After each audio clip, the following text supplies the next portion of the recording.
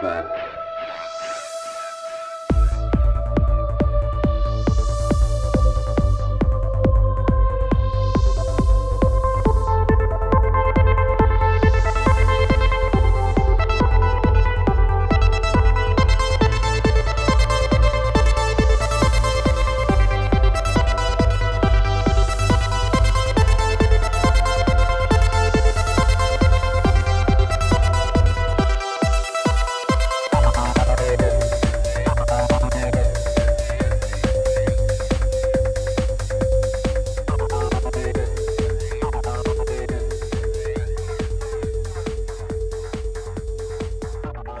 What's up? Another episode of Ripple Effect Podcast. Of course, I'm your host, Ricardo Randes, also known as Ricky Randes, and I'm sure you have missed my rolling of the R's and my mess ups because it's been a while since my last episode. Life's been super busy, as you guys know, if you follow me on the socials, and please do.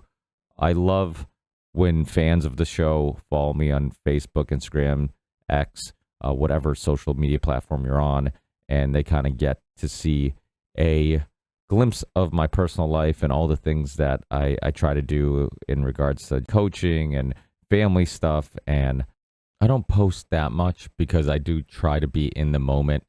That's kind of the pros and cons of being anti-technology, is I do my best to be in the moment and not be distracted by my phone, but I also forget to take out my phone and take pictures. And that's kind of the life we live in. There's a lot of pros to the technology and there's also a lot of cons.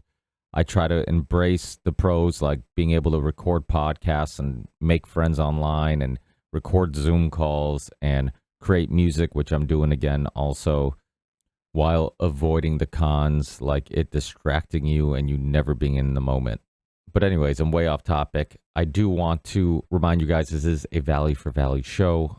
I am back. If you get some value out of the shows I'll be bringing to you, I'm hoping to put out shows much quicker and much sooner than the gap between this one and the last one. If for whatever reason you do miss my voice in between episodes, you can always check out the Union of the Unwanted, which we record every other Monday. And I co-host that with Sam Tripoli, Charlie Robinson, and Midnight Mike from the OBDM show. And it's a roundtable discussion show. You can go to the Union of the Unwanted and find all the links there. And please, any show you enjoy, support the show. It doesn't even have to be mine. Many of us are doing our best to try to find the finances and time and energy to put out these shows in the very busy adult lives we live in. When we're kids, when we're teenagers, early 20s, before we have families and houses we have to take care of and kids we have to take care of and whatnot, it is much easier to find the time and energy to create content. It does get much harder as we get older. And especially somebody like me who needs my therapy, and what I'm referring to is my hobbies, going to the gym, playing basketball, playing soccer, doing those type of things, getting my glass of wine at night with my wife while watching some documentary or show or movie, or maybe even just wrestling with the kids or sports with the kids. Those are the things that keep me level and balanced and happy. So finding time to do all these things does get difficult. But if you do appreciate me finding time to do these things, please try to support the show any way you can. Of course, you can help by rating, reviewing, commenting on the show on all the platforms we're on. And we're back on YouTube. We're also still on Rumble, BitChute, Minds, iTunes, Spotify, and many other platforms. You can find all those links and much more at therippleeffectpodcast.com. You can also send a one-time donation via Venmo or PayPal, or you can do what quite a few very kind listeners have done, and that's support me on Patreon monthly, which is one of the best ways of supporting us. And you can also support us by getting some merch. I have some cool new designs. I was wearing one on this episode. It's a cool kind of heavy metal, fit for a king type of design. So if you're a metal fan or you like logos with skulls, definitely check this one out.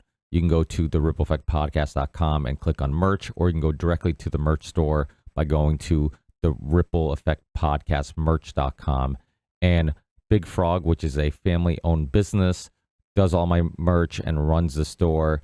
And Ryan, who owns Big Frog merch, also is the host of the Independent Review podcast and a huge fan of content creators like myself So getting merch supports the Ripple Effect podcast, supports a family business, and also supports another listener of the podcast. So it's a win-win for everybody. And the merch is awesome. I mean, the products always come in quickly. The quality is second to none. And I've used a lot of different merch companies throughout the years, and their stuff is amazing. And then on other news is I also started the Theory 6 music project. Again, if you guys aren't familiar with my solo project called Theory 6, it's the theme song to this podcast.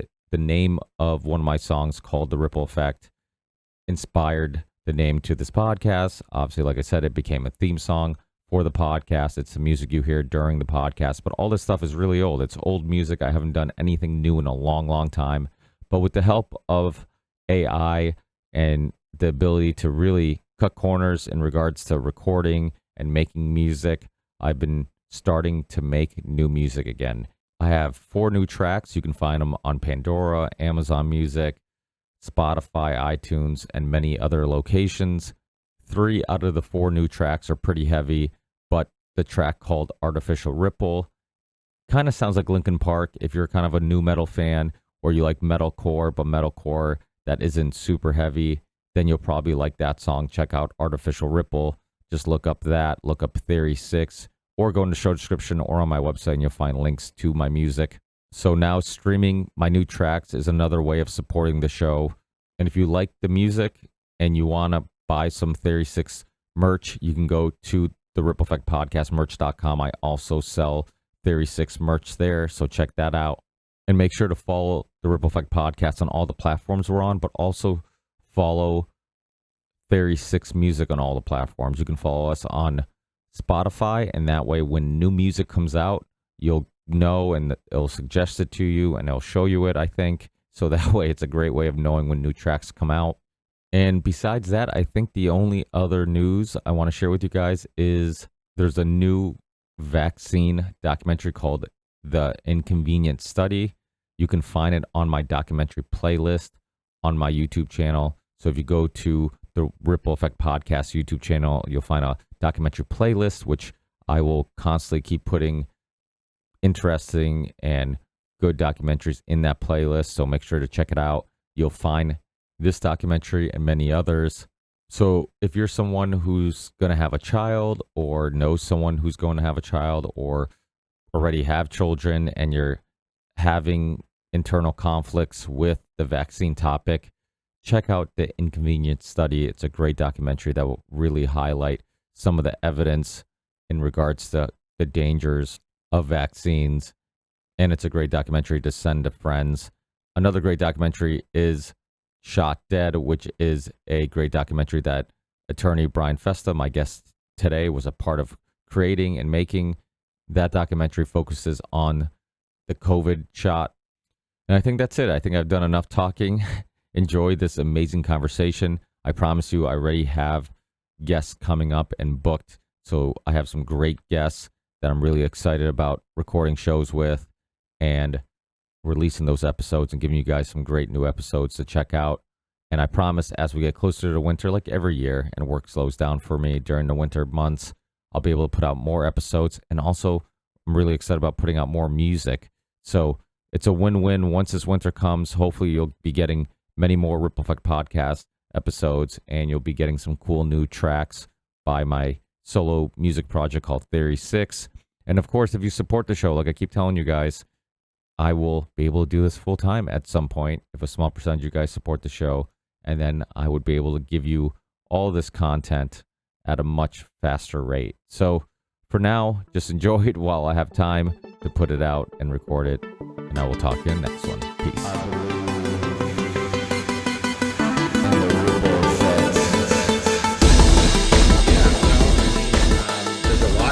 Yeah, we can get into the cases in a few minutes, but your initial question is kind of a loaded one, saying, my thoughts on the whole movement. Obviously the movement has changed dramatically since Bobby Kennedy got in at HHS. A lot of things have changed dramatically since the beginning of the year, since January. So, it's I always have to be, not that I really care too much what people think of me, but I have to be careful what I say because no matter what I say, I'm going to piss somebody off, right? Because the movement is pretty divided right now.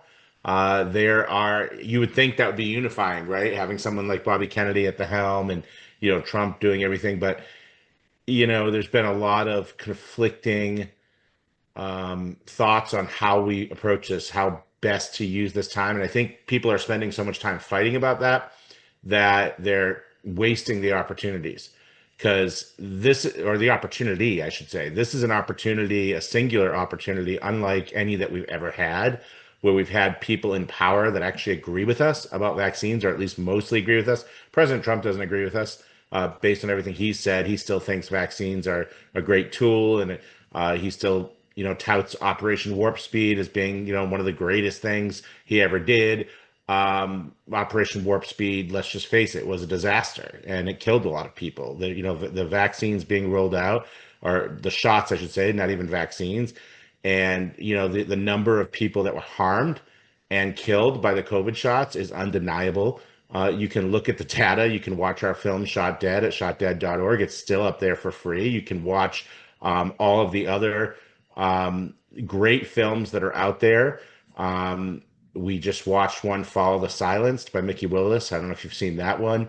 We screened that here in the Boise area in Idaho. It's called Follow the Silence. It's got so one of the people that was involved in making that, or was featured prominently in it, I should say, is Brianne Dressen from React 19, who was very seriously injured by the COVID shot.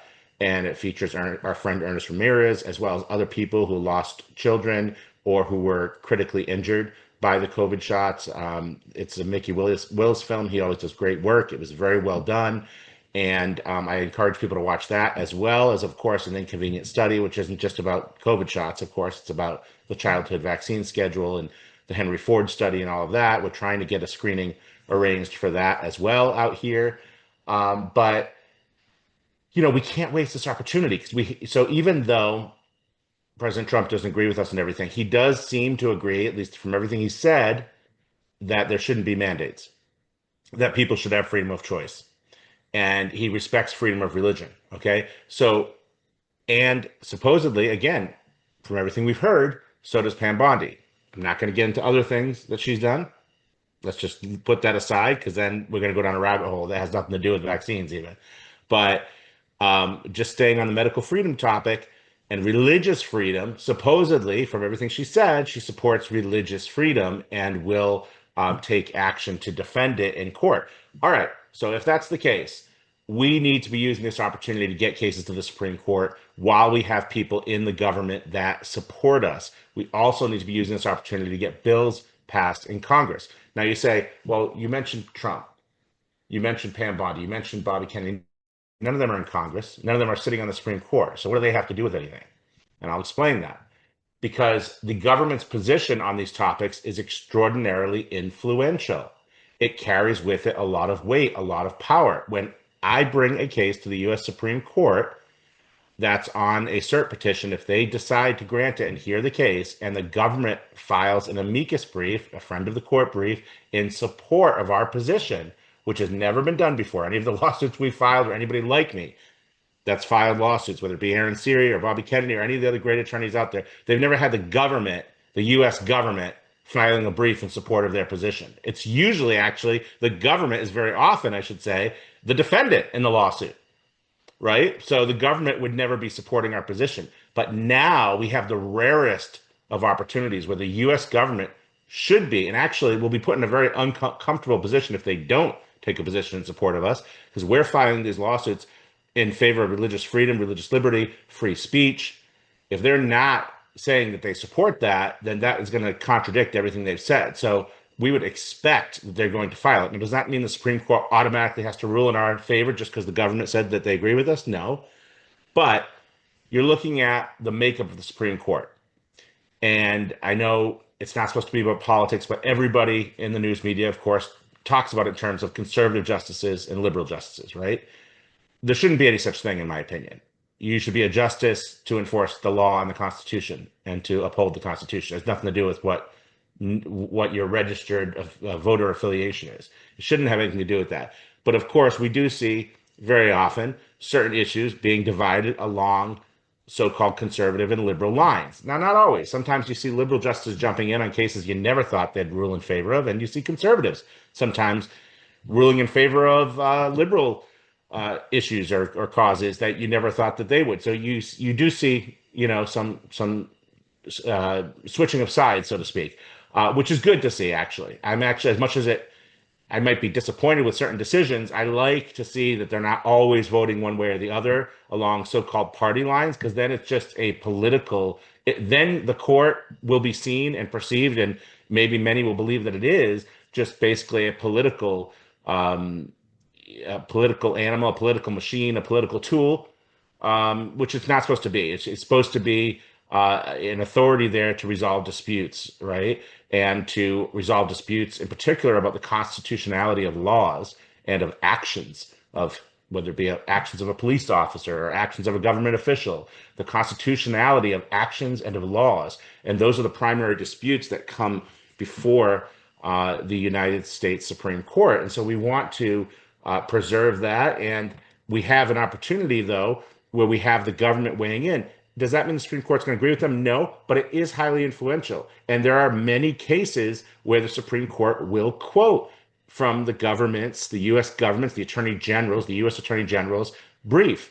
Even though they're not a party, if they file an amicus brief in support of your position as the plaintiff or defendant, as the case may be, in whatever case it is, they do take that into account, and the justices will often quote from it and refer to it. The government is saying this, and the government's, the attorney general is responsible for enforcing and defending the Constitution, right, and the laws of the United States. So if she is saying that, yes, they're right, that should carry with it some weight. And this is probably, in my lifetime anyway, maybe ever, the only time that we've had people in power at that level of government, the highest level of government, that are supportive of our positions on things like free speech and these so-called conservative freedom values, which should be everyone's values, freedom of religion, religious liberty, and of course, health freedom issues, the vaccine issues. Never in our lifetimes has there ever been anyone in the White House or at HHS or the CDC saying things that we actually agree with when it comes to vaccines and about the right to be able to opt out and how important that is. So I think people have to see this unique opportunity, but it's not just a unique opportunity because they're in power. A lot of people, and I talked to you about this, I think last time, maybe it was a year ago, I don't know when it was, but people get complacent, right? Where they say, okay, Bobby's in charge, Trump's in charge, we don't have to do anything anymore. But what they don't realize is it's up to us to seize the opportunity, because they're not just going to do all this stuff on their own. They're doing some good stuff on their own, some stuff people don't agree with on their own. But in order for us to seize the opportunity, we have to get the bills through Congress. We have to get the lawsuits to the Supreme Court. And I want to talk to you today about some things that We The Patriots USA is doing on both of those fronts. Yeah, so we can get right into that. I guess before we get into that, I do have a couple questions about things you mentioned. We talked a little bit about the split. What do you think? What issue do you think is splitting and dividing us the most? The people who should be all on the same team and should be fighting and rooting for the same things. What do you think is and do you think it's on purpose, or is it really just a difference in opinion? Like, what's your opinion on that? Well, there's a couple of different splits. So there are some people in the diehard MAGA crowd that no matter what Trump does, they're going to support him. No matter what he says, they're going to support him. They're going to defend him. No matter what he says about vaccines, even if it's something their whole lives they've preached against, they're going to say, oh, he's got a greater plan here. He's playing chess or something. They're going to make some excuse for him. Even if there is no excuse to be made, they're just going to make that up to make themselves feel better because they won't go against Trump. That's incredibly divisive, and that's incredibly ignorant, in my opinion, because if you know something to be false, don't defend the person that's saying something that you know to be false. Okay? Don't defend that. Even if you think he has other motives, don't defend it. Call him out. Call him out. Who cares if he's your president and he's the best president ever, you think, and you love him and you want to defend him? Call him out when he says something wrong. I mean, Don will tell you, all right? Don Jolly, co-founder here at We The Patriots USA, a very close friend of mine, and we've known each other for years and worked together for years. But she would tell you, I have no problem calling her out if I think she's saying something wrong. She does the same to me. And it doesn't mean we lose respect for each other. We actually have more respect for each other because of that. Because we're not just yes men or women, who are just going to agree with each other all the time and be like mindless robots just to appease the other. No, we don't do that. Even the person I have tremendous, tremendous respect for and am very close personal friends with, I will call out when the person needs to be called out if they're saying something false. And so we need to do that. And that's what's become one of the things that's been very divisive is you have people on, just blindly supporting anything he says. And so that's created some dissension. The other thing that's created dissension is how we go about this. So there are some people that think we should do it primarily through executive orders. And so internally, I'm giving you a little bit of inside baseball. It hasn't been talked about very much publicly because I think certain people don't want to shine a light on it because they don't want people to see that there's division within health freedom. Come on, grow up. Let's just talk about it like adults. I'm not going to name names, of course. I'm going to respect people's privacy and private conversations that I've had with people. I'm not going to divulge that. But I will tell you there have been disagreements. And for the most part, from what I've seen, civil disagreements. I mean, people aren't doing anything really crazy, but there have been strong disagreements, I will say, as to how do we approach this. So there's a camp that thinks Trump should be using the power of the pen and doing everything he can by executive order to punish states, for instance, that don't honor religious exemptions. So you have California, New York, Connecticut, and Maine, and even West Virginia, that for all intents and purposes still doesn't have a religious exemption, even though there was that bill that the governor signed. The schools still won't allow religious exemptions by and large in the state of West Virginia. So you have basically those 5 states that still don't have religious exemptions. And so there's people saying, well, hey, we've got Trump in office. He has the power to make an executive order just to restrict or withhold funding entirely from any schools that don't allow it. I was one of the people that thought that was a bad idea, and I spoke out against it, and I wouldn't sign on to certain resolutions that they asked me to sign on to, or asked We The Patriots to sign on to. Don and I wouldn't sign on to it because we disagreed. We said, we think that's incredibly dangerous and foolish, and in the long run would hurt the cause more than help it. Why? Because executive orders, number one, are not lasting. So even if, let's say, it were to go unchallenged, which it wouldn't, or if it were challenged and it was upheld by the Supreme Court, because what would happen as soon as he did something like that, all 5 of those states, or at least 4 of them, right, would file an immediate challenge in court, and it would go before the Supreme Court very quickly.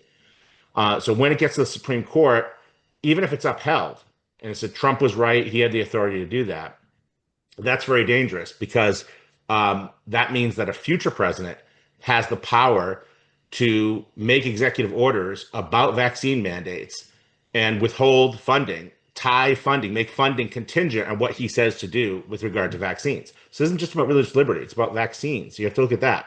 It's about vaccines, it's about public health. Also, it's temporary. So even if it's upheld and it's completely constitutional, let's say the Supreme Court says that, and I'm not sure they would, but let's say for sake of argument, they would. Well, that's temporary. In 3 years when he's out, then what happens? You really think if someone like Gavin Newsom becomes president, who is still being reported as the front runner at this point, according to something I read about a week or 2 ago, you really think that he wouldn't immediately undo that? He would. But what happened? What's the damage that happened in the meantime? You say, well, okay, but at least families got relief for a few years. And maybe they only had 3 more years for the kids to get through high school, and they were able to get them through high school. So for those families, it really helped. But not really, because what did it do in the meantime? What you did, people say no harm, no foul. Okay, so it gets undone, and then we start all over again. Yeah, we start all over again. What happened in the meantime? All those lawsuits that organizations like ours had pending in the courts, whether it's at the 2nd Circuit, 9th Circuit, whether it's pending before the Supreme Court, whether it's at the district court, going through a trial, all of those lawsuits could be dismissed as moot. Why? Because if the harm that's alleged in the lawsuit is no longer occurring, if there's no longer, in other words, if the remedy we're seeking has already been awarded to us, the remedy we would be seeking in each of those lawsuits is for those students to be let back into school, and all students in each of those states to be let back into school and to have their religious exemptions honored. Well, if Trump's executive order did that and all of those religious exemptions were suddenly honored, those cases could and probably would be all dismissed as moot.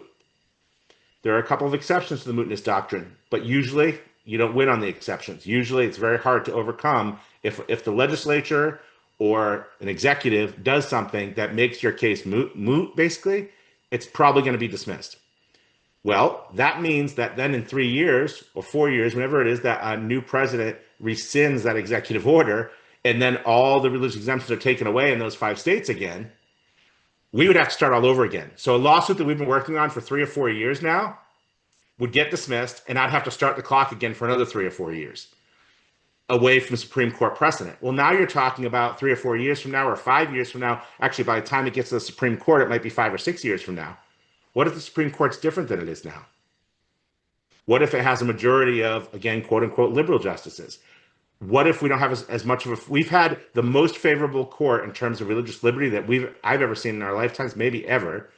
Decision after decision after decision has been ruled in favor of the party alleging a violation of religious liberty. Everything from a postal worker who wasn't allowed to have Sundays off, to the high school football coach in Washington praying on the field. The list goes on and on and on that's been in favor of religious liberty. I could cite several cases that I'm thinking of that are popping into my head right now, but in the interest of time, I won't. We have a very favorable court. Now you've made me restart the clock, and by the time, who knows who's going to be in power at the Supreme Court by the time we get those cases back. We may never get the precedent that we would have gotten. We have petitions that are currently pending, like Aaron Sears' case for the Amish community, Miller versus McDonald, cert petition pending before the United States Supreme Court. Okay, we have a cert petition about to be reviewed, hopefully, very soon, and could be taken up. Well, if that was just mooted, if the Amish all got their religious exemptions honored and everyone else in all those states got the religious exemptions honored, it could be dismissed as moot, and the Supreme Court never takes it. We never get a favorable decision, and then we may have lost our only opportunity to get a favorable decision, and certainly our only opportunity, most likely, to have a favorable brief filed from the U.S. government in support of our position. So these things are extraordinarily, they're extraordinarily complex, but not even so much complex. They're extraordinarily broad and far-reaching, I should say. People are short-sighted. They're only seeing what's right in front of them. Let's get the win right now while we can from President Trump. That's the easiest, quickest win. Have him sign an executive order. It can be done tomorrow. But they're not realizing that that may actually cause more harm than good, and actually may not only not achieve the intended goal, but may actually work to thwart the intended goal in the long run, and we may never get a victory because of it. So people really have to think these things through. Humans, by their very nature, you know this, Ricky, are short-sighted and impatient. They want instant gratification. This is why social media is so popular now, right? Because people scroll all day long on these things, and they get that dopamine hit. It's a quick hit, quick hit, quick hit. They're scrolling through reels. I do it too. I'm not going to lie and say I don't do that. Of course I do. But, it's this culture that we have today of instant gratification. And that's why they don't like to support things like lawsuits that are going to take 3 or 4 years, even though an ultimate victory will be more powerful than anything else they've done, maybe in Congress, maybe even a presidential election, which, again, only lasts 4 years, and a lot can be undone. Supreme Court precedent stays on the books for decades, if not centuries, maybe forever, generations and generations and generations. There is Supreme Court precedent from 200 years ago that's still good law today. And people don't think like that. They're like, oh, lawsuit, it's going to take you 4 or 5 years before you get to the Supreme Court. And they forget about it. They don't donate anymore. They don't support us because it's not this quick fix of instant gratification. It's not exciting like election day. Elections, political parties and political campaigns get way more funding than we ever will because people are excited about a candidate. They're excited about election day. Every 4 years or every 2 years, they have their governor races too. They all get excited and they go to the booth and we all vote together and we get an instant result, or, well, maybe sort of instant. Maybe 2 or 3 weeks later we find out, right? Maybe a month later we find out. But a sort of instant result. But there's no decision day at the Supreme Court where everybody goes and can personally participate in the decision. 2, people feel like they're personally participating by voting, even if it's fraudulent and it's a rigged election. But they at least feel like it, right? They're all casting their vote and they get to watch the results on TV with their popcorn. And it's like this big, exciting event, right, that they participated in. But nobody feels that way about legal decisions, about trials that drag on for months or years. And I get it. But you have to realize it's not about how you feel and how good it is and how exciting it is. You have to look at if you're going to invest in something, Look at the long-term ramifications and what it's going to do for the country, for your children, your grandchildren, your great-grandchildren. That's where, in my opinion, people should be investing their money. And I'm not saying this just about We the Patriots USA. Whether it's an ICANN lawsuit or a Children's Health Defense lawsuit or an American Alliance Defending Freedom lawsuit, awesome organization there as well, ADF. You support those organizations too. Support the lawsuits, not just We the Patriots USA, but yes, wethepatriotsusa.org. Support us too. But there's a lot of people that you can support, a lot of groups doing this, and support them all because you don't want to put all your eggs in one basket. All right. ADF may have a lawsuit, a free speech lawsuit that's really groundbreaking next year. That's like the greatest free speech lawsuit ever. But maybe we have a religious liberty lawsuit for medical freedom that ends up being the greatest medical freedom victory ever, or religious freedom victory ever. And maybe ICANN has another one for the vaccine injured. That's the greatest vaccine injury lawsuit ever. I mean, support them all because they're all doing different things. Okay. We try to bill ourselves as a one-stop shop for charitable giving because we do a lot of things, right? We do free speech, we do medical freedom, we do parental rights, we do educational rights, we do homeschooling rights, we do Second Amendment cases, even. I mean, the list goes on and on. We cover such a wide variety of things that when you donate to us, you're donating to all those causes at once. But again, we're not the only ones doing good work. And certainly there are organizations that are larger than us that have longer history, that have more victories. I mentioned ADF. They've got 16 Supreme Court victories now. Okay. That's more than any. I don't even think there's a private law firm out there that has that many, that's been around as long as they have 30 years and has 16 victories. I don't think there's a law. I can't think of a single law firm in the entire country, private or a nonprofit or a regular private law firm, regardless, that has 16 Supreme Court victories. So again, I'm touting them. I'm not working for them. I don't get paid by them. But I think they're a great organization, and I just want to tell people, like, obviously support as many as you can. But that's basically a very long answer to a very short question, but we got a lot of stuff packed in there.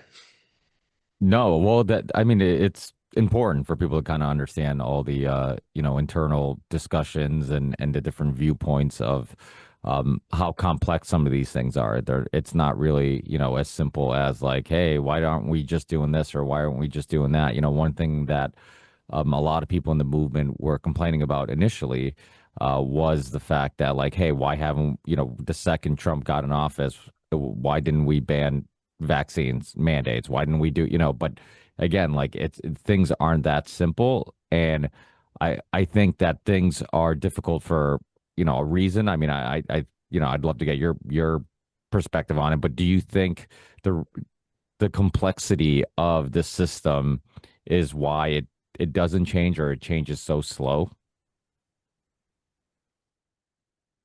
Yeah, I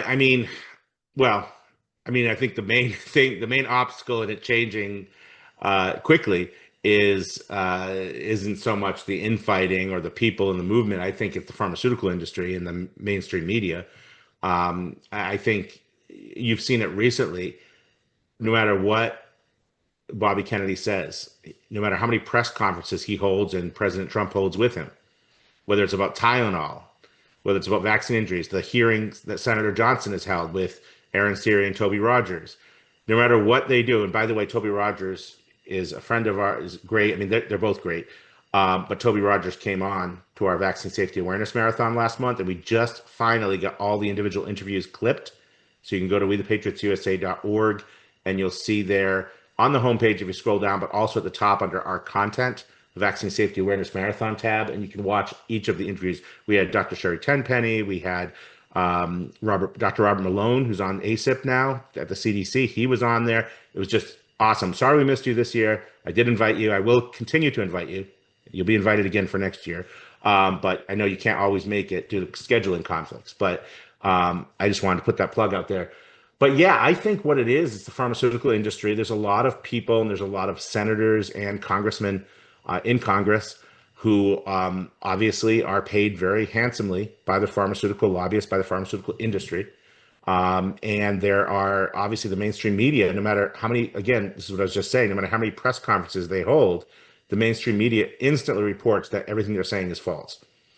And it's just really, really crazy because, I don't know, it's maddening really, because we know that it's true. You and I, people like us who are in the know, who have studied this stuff, who have read lots of books and watched lots of documentaries and, you know, dug into the science and talked with a lot of people far brighter than either of us, right? Who have researched this and studied this, doctors, scientists. We've talked to people like Dr. James Lyons-Weiler, Dr. Brian Hooker, Dr. Peter McCullough. I saw this morning you did an interview with him in August. I was looking at your website with John Leake. I was watching some of that this morning. So, you know, you've talked to some brilliant people that we know mutually and we've talked to over the years. And so we know the truth. And to have the New York Times or USA Today or MSNBC just immediately post something within minutes of the press conference saying it's all false, it's all been debunked, when it hasn't been, and it's not all false, and they don't have any proof for that. They just keep rehashing the same quotes from the same people, Paul Offit, Peter Hotez, you know, the usual suspects. It's just maddening, but that's what we're dealing with because the majority of Americans, at least on the older side, I'll say middle-aged to older people, maybe mid-40s or 50s up through elderly, they still get their news from those sources. They're still watching, whether it's Fox News or MSNBC or CNN or, the New York Times or the Wall Street Journal. All of these publications, that's what they're reading. They're not looking at the latest Twitter thread or X thread. See, even I'm dating myself. How many years has it been? 3, 4 years? It's hard. I think I still call it. I still say Twitter. It's X thread, or they're not watching videos on Instagram or TikTok. All right.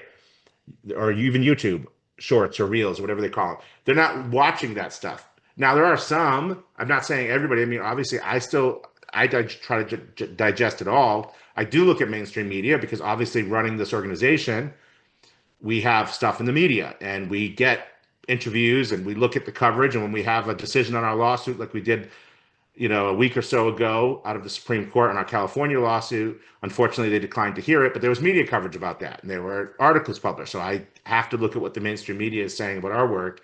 And I do look at what they're saying about what President Trump is doing, what Secretary Kennedy is doing. And it's overwhelmingly negative. It's negative. And even from supposedly conservative sources, you will see some of them, not all of them, but you'll see some of them still reporting that it's been debunked that vaccines are linked to autism. That it hasn't been debunked. It's never been debunked. And in fact, there's significant evidence, not just of a correlation, but of a causation, of a causal link between vaccines and autism. There's already evidence there. The Henry Ford study, and that's discussed at length in that documentary you mentioned, An Inconvenient Study, and also was discussed at length in the hearing that Senator Johnson held with Aaron Siri and Toby Rogers, and Dr. Malone was there as well, actually. That study showed that unvaccinated versus a vaccinated population, they didn't release it. They didn't publish it. Why? Because it's inconvenient, because it says exactly what they're trying to hide. And this isn't a conspiracy theory. You have to realize how much money is at stake here. When you have the vast majority of the country still receiving these childhood vaccinations, and you have states, all states mandating them. Florida is taking action not to. Idaho took action earlier this year. The state I live in now in April actually passed the Medical Freedom Act. We were actually the first. People say that Florida is the first to do this. No, they're not. Idaho passed the Medical Freedom Act, which says that no school can deny admission to a child on the basis of vaccination status. So yes, you can still have the mandate. So technically it's different from Florida because we're not saying the mandate's being eliminated from the statute, but for all intents and purposes, all someone has to do is opt out, submit an exemption form. And in Idaho, it's for any reason. It can be religious, philosophical, any reason. You can opt out and they can opt out of it. And we already had that in the law, but we went a step further and saying no employer can deny employment or discipline someone because of a vaccine, a choice not to get a vaccine, or any other medical product or device. It's actually expanded beyond vaccines in Idaho. No medical intervention at all can be mandated. So even a mask, so Idaho has broad protection right now in employment, in schools, higher education, and in businesses. No business can deny you services on the basis of it either. So we already passed that. That's passed by our legislature and signed into law back in April. And people don't talk about it because we don't have a governor like Ron DeSantis and a Surgeon General like Joseph Ladapo. So we don't get the big press conference and the whole country, and the population just isn't here either. Florida's got a much higher population, so they get all the attention. But I will say personally, biased view, Idaho is better than Florida because we don't have the weather problems. We'll never get a hurricane here, and we don't have the high heat and humidity. We have like almost no humidity because it's high desert. So it's dry heat even when it is hot, and we get all four seasons, and it's beautiful. So we have mountains, we have forest, we have desert, we have everything here. So I'm gonna say that just for that alone, and the fact that we have the strongest medical freedom and strongest religious freedom laws in the entire country. We have laws in the books, not just something that our governor's trying to push. We have actual laws in the books that are the strongest in the entire country. But again, it doesn't get the attention. And people here say, "Shut up, Brian. We don't want it to get the attention. People stop moving here. It's getting overcrowded."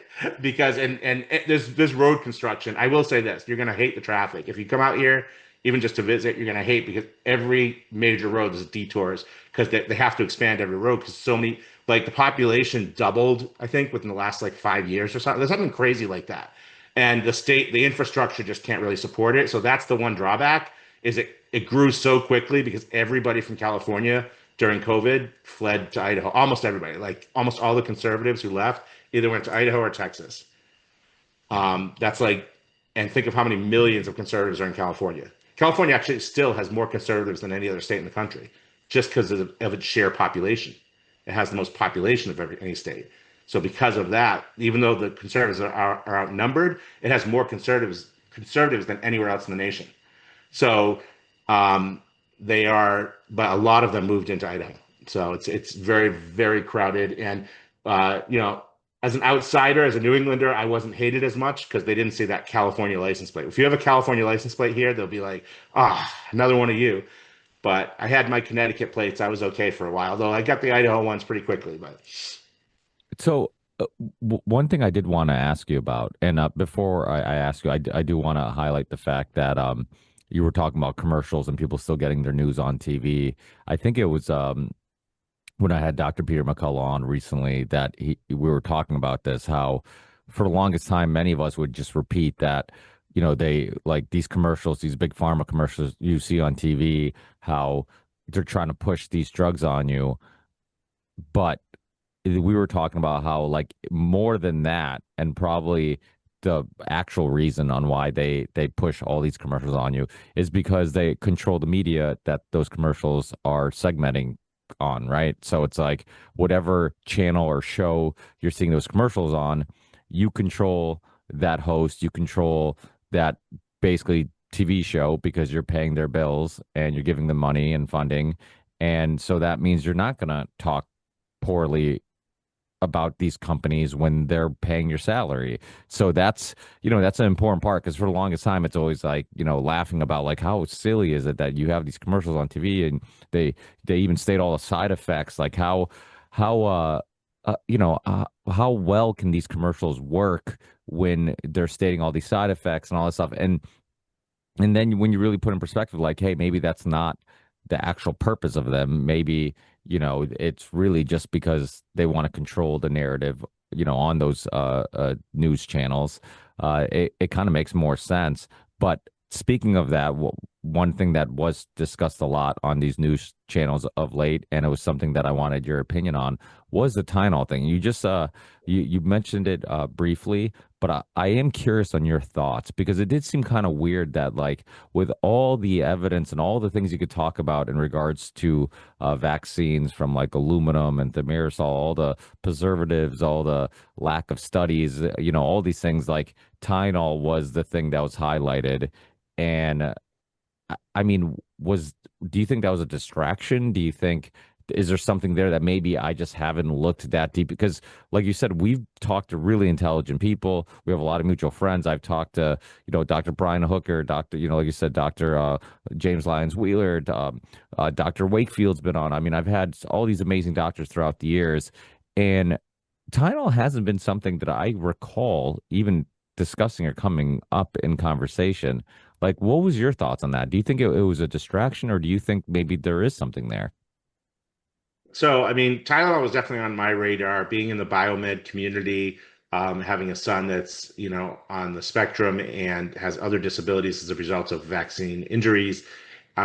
We have, heard about from doctors that we respect and trust very much, uh, medical conferences that we've attended, my wife and I mean, we've heard them talking about Tylenol and the dangers of Tylenol for years. So it is actually something that's true. So I don't think it's something that was just a distraction, completely fabricated or something.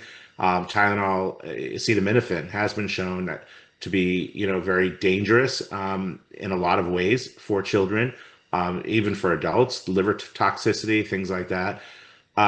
But Clarify, because beyond, when I meant let me just clarify. I didn't mean to interrupt, but I yeah, just wanted to clarify. So when I said distraction, I meant like a distraction from, because it almost seemed like, because yeah, I mean, many of us in this world, we know the harmful effects of Tylenol, but what I'm saying is like it almost seemed like it deflected some of the attention off the vaccines themselves, right? It almost like, oh yeah, let's just talk about how harmful Tylenol is, and that became the conversation instead of being like, hey, Tylenol's dangerous and vaccines are dangerous. Like they're both dangerous, and together it's even more dangerous of a cocktail. well, President Trump did mention kids are getting too many shots, and he did mention that you shouldn't be given Tylenol after the shots. He did talk about vaccines a little bit, but it wasn't the main feature of that press conference, that press release. And I think that was on purpose, of course. Of course, it was on purpose. But I think the reason for it wasn't so much for a distraction, in my opinion. I think it was sort of a soft launch, if you want to call it that, a sort of soft release to see how people would react to this before they drop the real bomb, which will be a figurative bomb, of course, which will be that vaccines cause autism, that vaccines can cause all of these childhood illnesses, not just autism, ADHD, asthma, allergies. The list goes on and on and on, that vaccines have been linked to childhood illnesses, all kinds of childhood illnesses, even cancer. Before they drop that, they wanted, I think, to introduce this to see how people would react. Say, okay, well, if we don't really mention vaccines too much, we make it about Tylenol. Let's see, are they still going to attack us? Is it going to be accepted in scientific communities? Is it going to, or is it they're still going to be 100% against us just because we're the ones saying it? And of course, you saw the result, which probably they expected mostly, was that because Trump and Bobby Kennedy are saying it, most people released counter articles, counter reports, disputing what they were saying as true. Why they feel the need to defend Tylenol, I don't know. I think it's just purely political at this point, and it really shows their cards, though, because even people who are champions of vaccines and think that they're good for public health have questioned the safety of Tylenol, have raised concerns about it. So it kind of, I think maybe, and I'm just thinking out loud now as you've asked me the question because I didn't prepare to talk about this, which is fine. I like that you asked me about things because I don't want to just have canned answers. I think maybe what it is that this kind of exposed them as frauds, right? It kind of exposed the people because, okay, now we're not even saying it's vaccines. Now we're saying it could be something like Tylenol cause autism. You're still gonna jump, even though you yourself have reported, and Tylenol itself has said that it shouldn't be taken during pregnancy. In 2017, there's an X post at Twitter back then, all right, that says we don't recommend it for people who are pregnant. So, all right, so when the company itself has said what we're saying, and you're still going to attack it and say it's untrue, now the whole world should just see you're frauds. You and the media are frauds. Now we can go forward and release to you bigger things because everybody can see. And they did get a lot of pushback from that. Even the pro-vax, the liberals, I think they got a lot of pushback from a lot of not even mainstream media, but not media, but so much like regular people who aren't necessarily one side or the other, who are still kind of like, yeah, I get certain vaccines, I maybe don't get others, or I'm looking into it, or I'm open-minded. There are, believe it or not, some people who are in that sort of independent voting bloc that aren't extreme right or extreme left. And I think they woke up because of this. I think. I don't know. I haven't done polling on this. I don't really know if it changed too many people's minds. But to me, it was so just blatantly ridiculous. All right, you're just going to attack them. If anyone at this point can't see this is all political, I don't know. I don't know what to tell you. You've got to be blind because this is just so obviously and blatantly political at this point. So maybe that was the reason for it, just sort of exposed them as frauds even more so than people thought they were. And now they can go on and release more. That's the only thing I can think, because it doesn't really make sense. People, other people online were saying, well, you have to wake people up slowly, as give them this, because if you just come right out and say vaccines, which is what everybody expected you to say, they'd all attack you. Nobody would listen. It would be drowned out. So we have to slowly get you used to the idea that there could be environmental factors causing things like autism. Of course, it's environmental. The evidence is right before our eyes. We know it's environmental. People say, well, it's just better diagnosis now. No, it's just that now any person who has any kind of, social awkwardness or quirkiness is labeled as autistic, which is absolutely a farce, ridiculous. It's not autism. It's not autism that we're talking about. It's not profound autism, or what they would call classic autism, what they used to call, which I hate that term because they mean from birth when it's not from birth, in most cases. It's acquired, and you can see that because genetics don't explain it. When you don't have anybody in your family that has those characteristics, that is, toe walking, head banging, nonverbal, all those characteristics, violent. You don't have anyone in your family history that's ever had those characteristics, and now you have them. You say, "Oh, you must have inherited it." Well, who did I inherit it from? I can go back 7 generations, and there's not a single person that was like that. Okay, and where are all the 50, 60, 70-year-old autistic adults, 80-year-old autistic adults who are acting like that? There wouldn't be enough group homes in the entire country to house even 10% if the numbers hadn't truly changed and we just missed it. And you wouldn't miss a diagnosis like that. You wouldn't miss a child who was nonverbal and aggressive and, again, wearing diapers at age 20. Like, you wouldn't miss that. Nobody would misdiagnose that. That's not something, a little quirky, a little social, awkwardness, something about your personality might be diagnosed one way as opposed to, that might be a mental health issue. Yes, maybe it could have been misdiagnosed or diagnosed differently, but those profound autistic characteristics wouldn't have been missed by better diagnosis. And so it's clearly genetic. Clearly, when you see this sharp rise, the people, when we went to school, Ricky, we're about the same age. I might be a couple years older or younger, I don't know. But when you and I went to school in the 80s and the 90s, you might not have known one kid like that. Or maybe you knew one kid. Maybe you didn't know any. I didn't know any. We had people that were labeled cerebral palsy, maybe in wheelchair, something like that. Down syndrome, maybe we would have seen. They used to call maybe a couple of kids that they called MR, mentally retarded, they called back then, right? When we were kids. But having full classrooms in every grade level of special education kids who are all autistic, that didn't exist. So what are you going to tell me? Oh, they were just at home. Those kids just didn't go to school. They were just kept locked up at home. No, because again, we don't see them out in society now at our age. We don't see, 1 out of every 10 boys or whatever it is, even less than that, or 1 out of every 32 children. We don't see 1 out of every 32 adults with those characteristics in our society who are our age. So there's no way that this could be genetic or that this was just always there. And so then once you've crossed that off the list, can't be genetic, can't be just misdiagnosis. What's left? Environmental. And it's not just vaccines. It's toxins, pesticides in our foods. You and I have talked about this before, in our water supply, in our air, 5G radiation, EMFs. It's all of those things combining for the perfect storm. But vaccines are one of the major trigger points because for a lot of people, they have no symptoms. The children have no symptoms, like my son.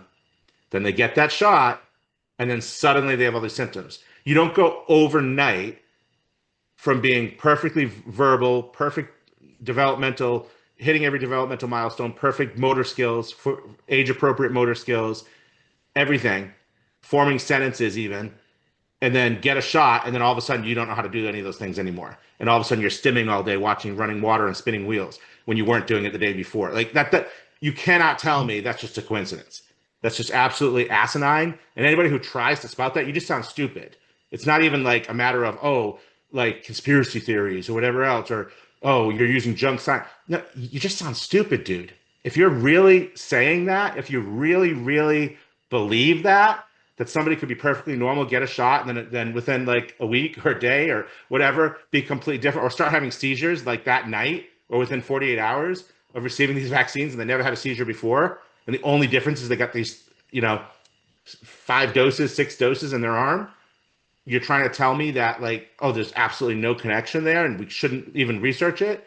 you just sound stupid. You not only sound stupid, you sound actually really like a bad person. You sound really evil. If you're saying all these things are happening to children and we don't want to study that it could be vaccines, you want to completely shut that off, because what you're doing is you're trying to shut down research that could really, really help a lot of children, a lot of families. And that's just evil. Well, I think vaccines has been one of the greatest brainwashing, just uh, one of the biggest and greatest brainwashing of a population we've ever seen. Because growing up and always going against the grain and not being afraid to talk about topics that were a little taboo, nothing seemed to be harder to break through the wall than the topic of vaccines. It's like they were so sure that autism and vaccines had no link, that they would talk to you with such certainty, even though like 5 minutes into the conversation, well, much less than that, a couple minutes into the conversation, you realize like they've done zero research from the other perspective. And, and they just, even logically, they don't think about these things. You know, we talk about this all the time, but what parent would want to believe that their kid's disability or issues, health issues, could be something that could have been avoided? No parent wants to believe that. And Right. watching those and just growing up watching those documentaries on, vaccines and whatnot, and constantly seeing story after story after story after story. And it's like, these kids aren't crazy. And when you look at places like, even Massachusetts, they, for the time being, we have religious exemption forms. There's examples of kids who never got vaccinated who are completely fine. And then there's, the Amish community. There's like all these, this evidence that vaccines aren't necessary, and definitely aren't as necessary as your pediatrician will warn you of. I mean, I've been kicked out of our initial pediatrician's office, the one that my kids had initially when they were born. And, I got a letter in the mail saying I wasn't welcome back. But according to them, my kids should have been dead or really sick a long time ago because they never got vaccinated. And that was the fear mongering that they kept pushing onto me and my wife over and over again. Every time we visited, it was like, hey, our kids are in danger because we're not vaccinating our kids. Or, all these bad things are going to happen to them because we didn't vaccinate them. And they're fine. And, like I told the pediatrician, I'm like, I'm sure I'm not the only one who hasn't vaccinated my child or has staggered the schedule. Like, what are those kids like?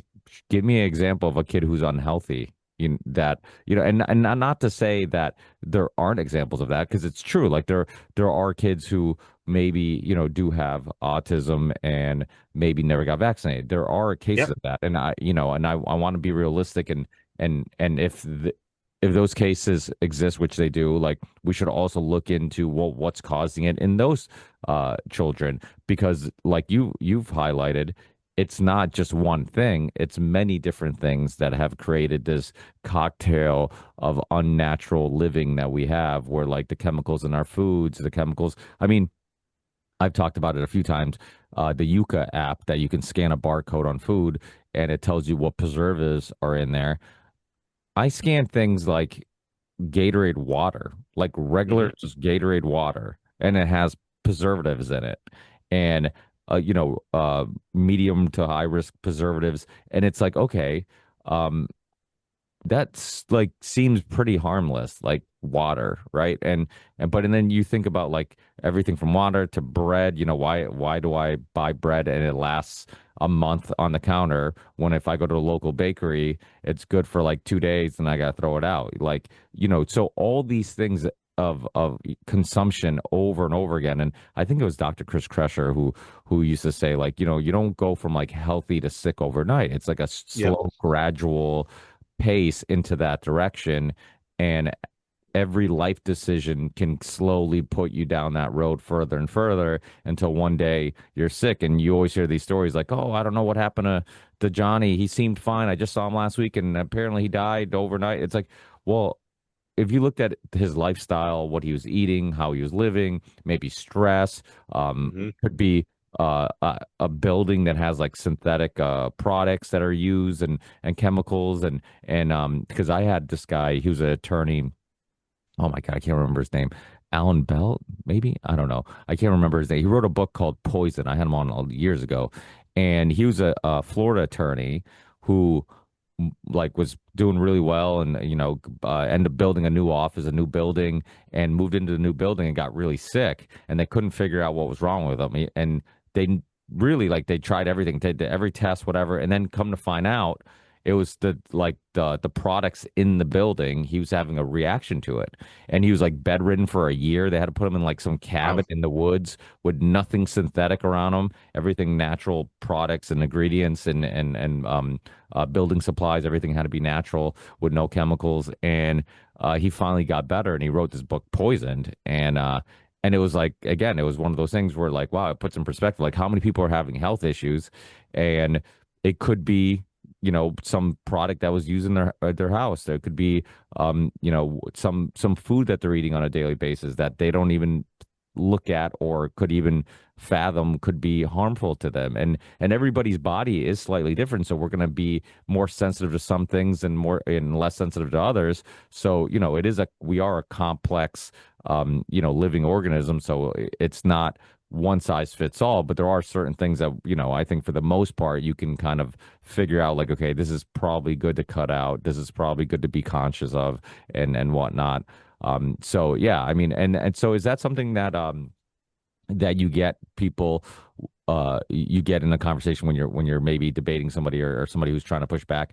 They talk about how not all autistic kids have been, fully vaccinated. And what do you say when you do hear arguments like that?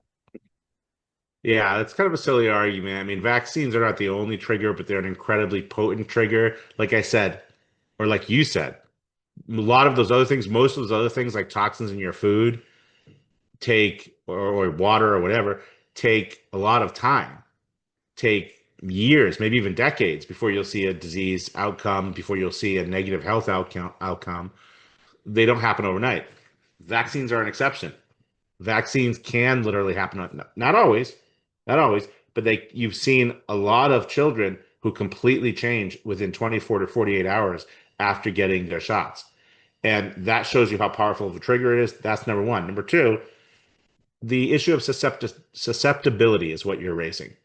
And what I always say to people who tell me, well, hey, I know a kid, and of course, once you hear that, that's anecdotal, which they always accuse us of, right? That's anecdotal. That's anecdotal. I know a parent or my friend or my niece or whatever is autistic and never had a vaccine. Okay, that's true. I don't doubt that's true. But that's like saying that that's evidence that vaccines don't cause autism is like saying I know someone who smoked their whole life and didn't get lung cancer. Does that mean that cigarettes don't cause lung cancer? The cigarette smoking doesn't cause lung. Yes, it does. You know it does. That's why I don't smoke. Do other things. I eat some things sometimes that I shouldn't, but I don't smoke. All right, I don't smoke cigarettes because I know for a fact that they do in a large percentage of people who smoke them, or emphysema or COPD or other things, right?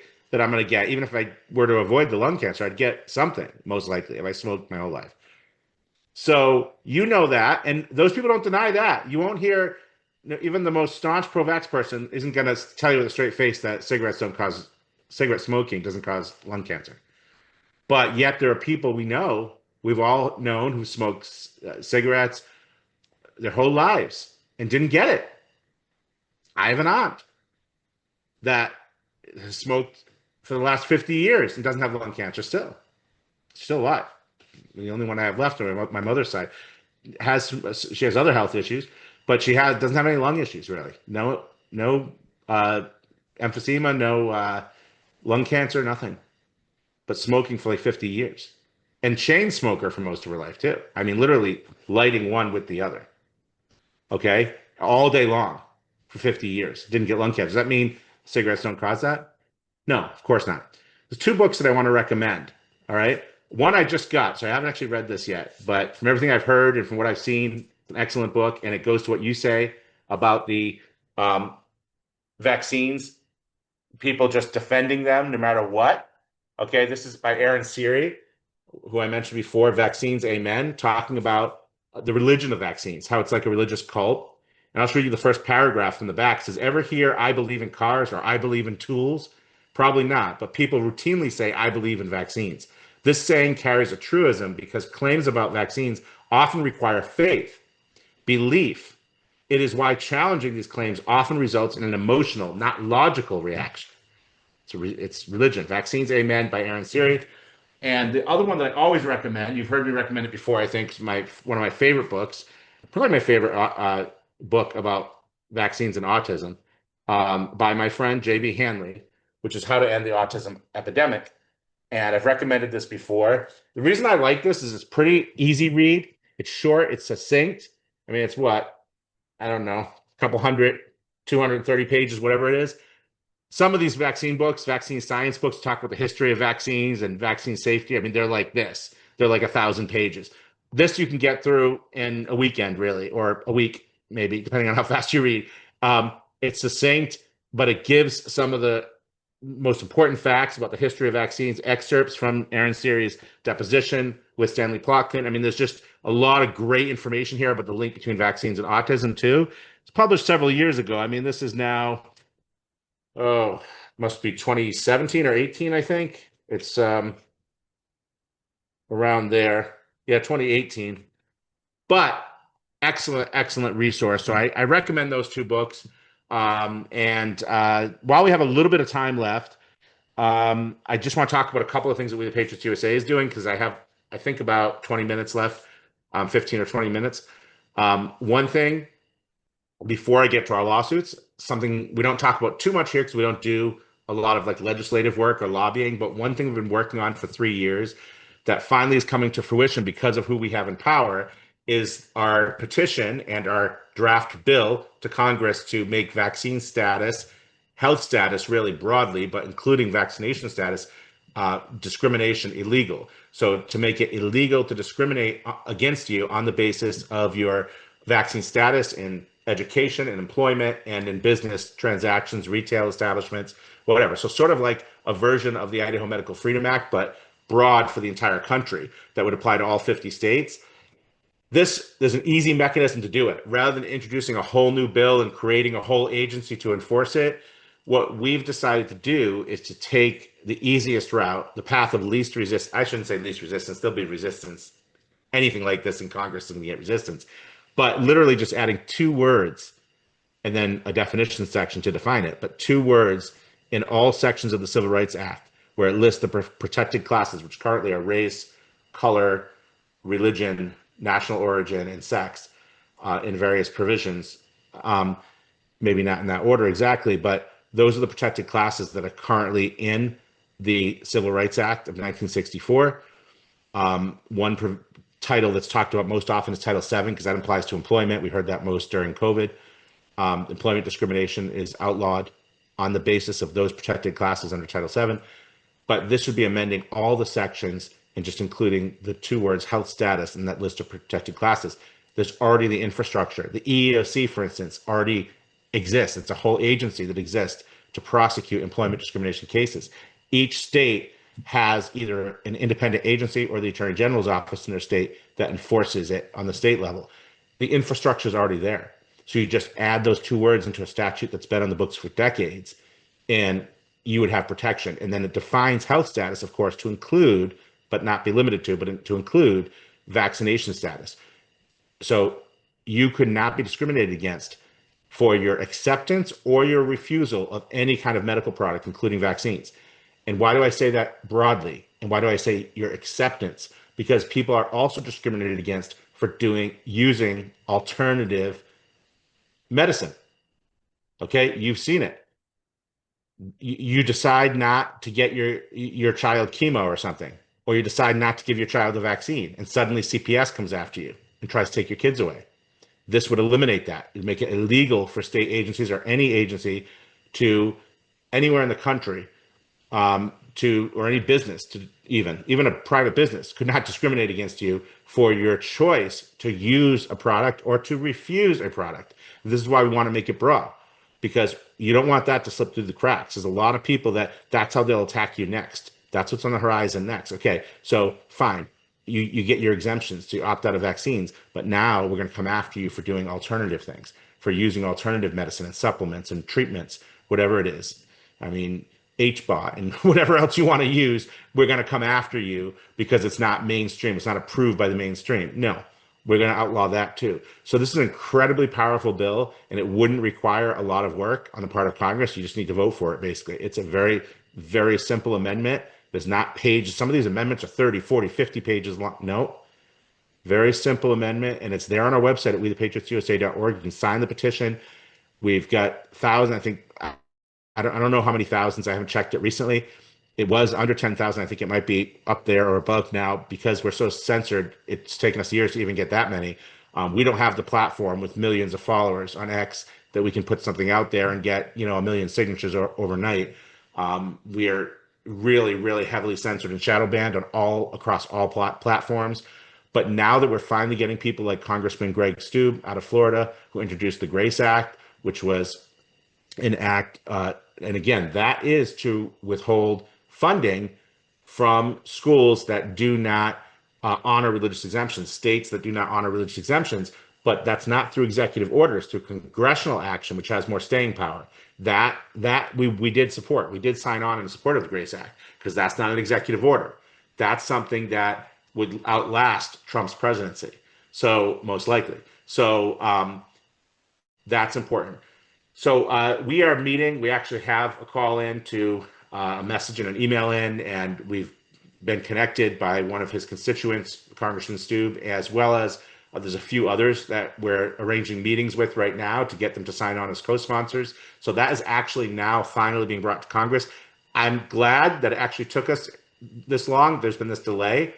The censorship actually worked in our favor because if we had hit 100,000 signatures, we were going to try to bring this to them 2 years ago. But we didn't have the right people in office then. And yes, again, Secretary Kennedy, President Trump, they're not in Congress, but they have incredible influence there. Okay? They have incredible influence. If they want other things passed, if they want some of their other initiatives passed, or some of these other people in Congress, these rhinos even, or Democrats that want things passed, he can make deals and say, hey, pass this or else we're not going to pass this. So the people who are in power and the person occupying the Oval Office does have a great deal of influence, and J.D. Vance as well, a great deal of influence in Congress. So I think now's the time. I know that now's the time to bring it, and that's what we're doing. And then the lawsuits, we still have religious exemption lawsuits. We had one, unfortunately, that just went to the Supreme Court, but was denied, not dismissed. They just denied the emergency petition. So there was news reported on this on October 17th when Justice Kagan referred it to the full court. Now, to her credit, she didn't just immediately dismiss our petition. She reviewed the petition. She demanded a response. She requested a response from the state of California and Ventura School District. And then she referred it to the full court for them to decide whether to take it up. She could have just denied it on her own. She didn't have to do that. Okay. She went through all those steps and actually, heard it out and then let the justices vote on it. Unfortunately, they decided not to take up the emergency petition, but they did not dismiss or in any way deny our case on the merits. So the case is still proceeding. We have a preliminary injunction request pending at the Ninth Circuit and the District Court. And this is to restore religious exemptions in California. And potentially, if we were to be ultimately victorious on the merits at the Supreme Court, everywhere in the United States. A high school student in Ventura, California was kicked out of school because he asserted a religious exemption.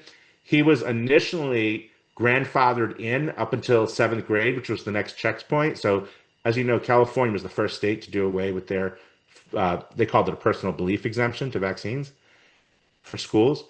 They did away with that in 2015. However, he was grandfathered in until 7th grade. At his next checkpoint, you just had to show that you got, all the vaccines that you needed to get by then. Well, his mother produced a record of, again, here we go, alternative vaccinations, homeoprophylaxis vaccinations, not traditional vaccinations, not even vaccinations. She called it homeoprophylaxis immunizations, which is a real thing. The late, great Dr. Janet Levitin, God rest her soul, she talked about this. She used to do this. She used to be on our marathon and talking about this. So homeoprophylaxis, she produced that record. The school nurse accepted it. So from seventh grade up until ninth grade, which was just last year, last December, when he was in ninth grade, they finally audited him. The state started auditing all these schools. They found that he didn't have these traditional vaccinations, and they kicked him out of school. He was an honors student. They failed him in every class, and then they charged his parents with truancy. They got the district attorney to go after these parents and charge them with truancy, even though they're the ones that kicked him out. It's not like they chose not to send their child to school. We were successful by filing a First Amendment challenge to the truancy charges to get the district attorney's office in Ventura to drop the truancy charges. They're not going to pursue those. However, we still have the lawsuit about the religious exemption because this child's never been vaccinated.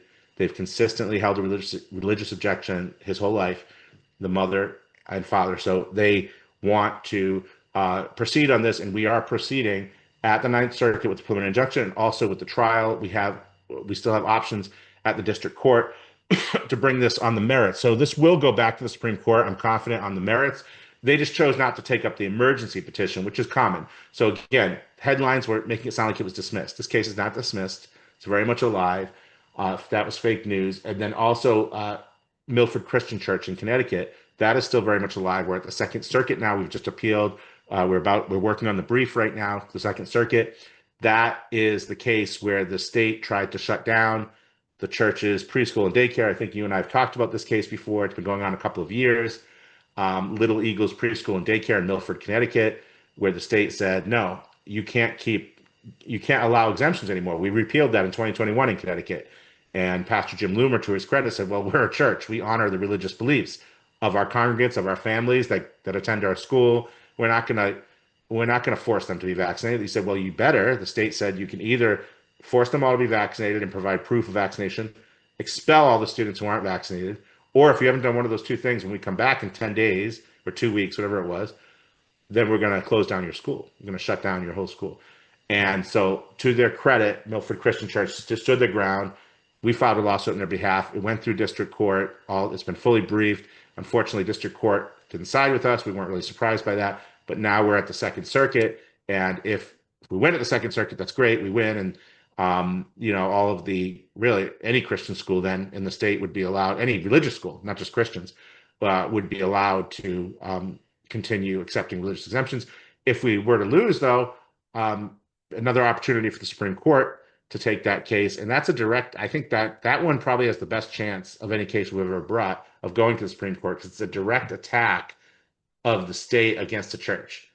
And in those cases, the Supreme Court usually has taken those cases. And when they have taken them, they've almost always ruled in favor of the church when the state is directly going after the church. It's not just a case of like public school and religious exemption. It's an actual religious institution that wants to continue honoring exemptions because that's their core beliefs. And the state saying, no, you're not allowed to have those beliefs. That's a clear First Amendment violation. I think that one actually has an excellent chance of going to the Supreme Court. So in some ways, it would be better if we didn't win at the Second Circuit. Not that I'm going to hope ever for a loss. But if we got the win at the Supreme Court, of course, then it would at the very least, it wouldn't necessarily restore religious exemptions for every public and private school. But at the very least, it would allow all private schools, all religious schools, parochial schools in the country to allow exemptions. So even in places like California, you'd have these oases where you'd be able to send your kids for those who can. Not everybody can afford it. I get it. But right now, they don't even have that. So at least in California, New York, Connecticut, Maine, you'd at least have these places where you could send your child. But I think that would be a really, really great decision. But again, these things take time. We've already been fighting for 2 years in that case, and we're just at the Second Circuit now. The California case, that was an emergency petition, so that went a little bit quicker. We filed that in May. We got to the Supreme Court just last month, or just this month, the end of last month, and then the beginning of this month, when we finally had the response was requested from California by Justice Kagan. So, but still, that's going to probably go on for another year or two. But people have to be patient. You have to realize we're in it for the long game. This is a long game. We're not expecting to win all of these cases overnight. But what we're expecting is that when we do win, and we will get some major victories here in these cases, I'm confident of that. When we do win, the win will be lasting. It'll outlast us. The win will long outlast us. A victory at the Supreme Court will be there long after we're gone, Ricky. And that's the kind of wins we're going for. We don't want to just be selfish and, oh, I just care about the next 3 years. No, to bring it back to what we were saying full circle in the beginning, this is a long game. We're trying to win it for our children and grandchildren, great grandchildren. We're trying to win it for the future of the country. Yeah, the thing that's frustrating is the fact that we do have to go to court and fight for what should be a basic thing that we should already have, and that's the right to inject or not inject a pharmaceutical product in our body. I mean, if we live in a capitalistic world where we believe that the free market will balance itself out, if their product worked, everybody would just organically want it. Everybody would say, hey, I got vaccinated by the flu shot and I never got the flu and I never had an adverse reaction. So Mhm. if their product was a good product, because a lot of supplements, you see it all the time, peptides, you see all types of vitamins, supplements, anytime something seems to work and it gets a little bit of popularity, a lot of the reason why it gets popular is because it works for people. People seem to like it. People start talking about it. People start sharing their experiences with it. And then, and then people start buying it. And with vaccines, it's the opposite.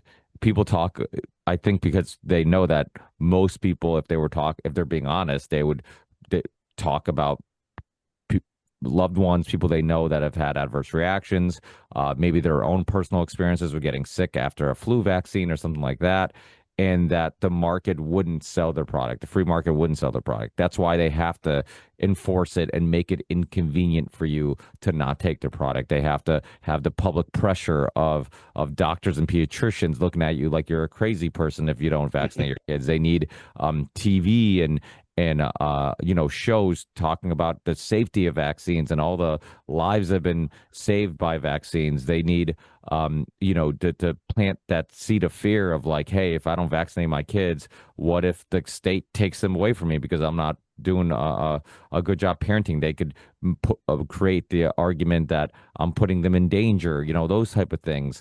And the truth is, like, if we just said, hey, if these products work, let them sell themselves, it wouldn't take long before they probably stop producing them because they wouldn't sell themselves. Mhm. I mean, I know a lot of people who get their kids vaccinated just because the pediatrician told them to, not because they have some evidence that shows that kids are safer or healthier because they get vaccinated. So it almost is telling the fact that they have to create all these inconveniences to get us to take their product. They have to force feed us their product because the product won't sell itself. It really is. It really is telling because, yeah, I mean, it's just that you need to mandate a health product to begin with, and then have a propaganda machine like the media and have them keep repeating over and over and over again the vaccines are safe and effective, and just it's anyone that's studied history and has studied propaganda campaigns, propagandizing from Stalinist Russia, whatever it is, the Soviet Union, I should say, back in those days, and you look at that or Nazi propaganda, whatever it is. All right, if you study propaganda, even modern day propaganda in countries like North Korea, I mean, if you study it, you'll see that the tools that are being used are exactly the same here.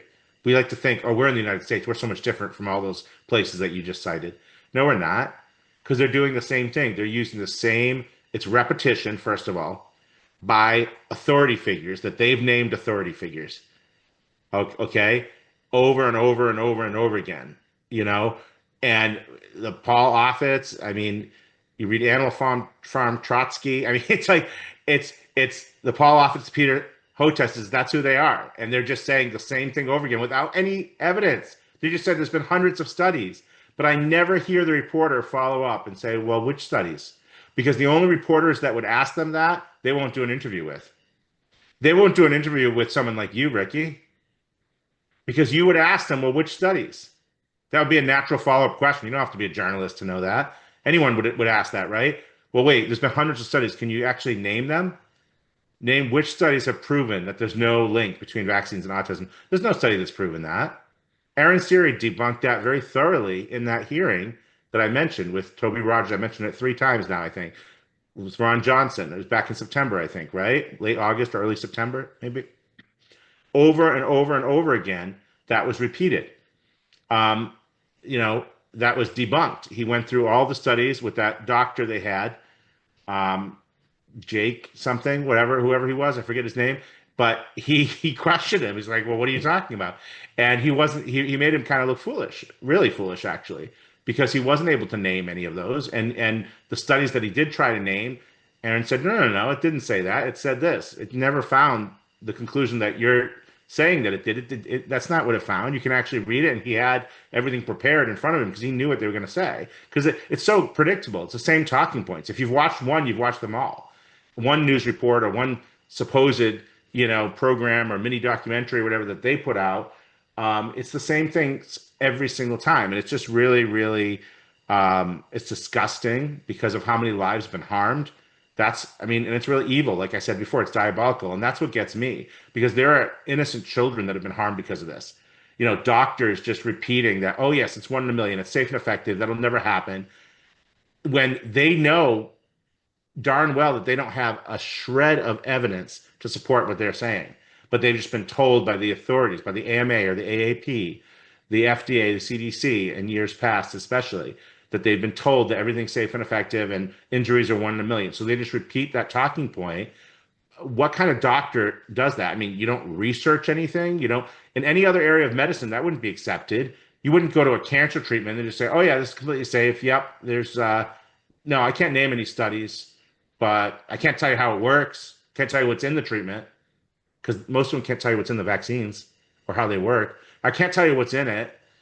It somehow stimulates your immune system. I don't know how it does that, but whatever. I can't tell you the ingredients. I can't list the adverse reactions for you. Nope. You wouldn't go to that doctor for your cancer treatment or for your heart cardiac treatment or surgery or whatever if they couldn't tell you the risks and exactly what tools they were going to use and procedures and methods and what they were going to administer to you during the procedure that you were getting. If they couldn't tell you the ingredients and anything, would you undergo that procedure? No, most people wouldn't. Most people would just say, yep, yep, yep, yep. Okay, no questions. I'm not going to ask you any questions, doc. Just shoot me up. Who does that? So anyway, I know we do have to wrap up here. I just want to say we are in the thick of our year-end giving campaign. So if anyone wants to learn more and support our work, you can go to wethepatriotsusa.org. Right on the homepage, front and center, just scroll down a tiny bit. You'll see it right in the center of the page is our year-end giving campaign, a link there.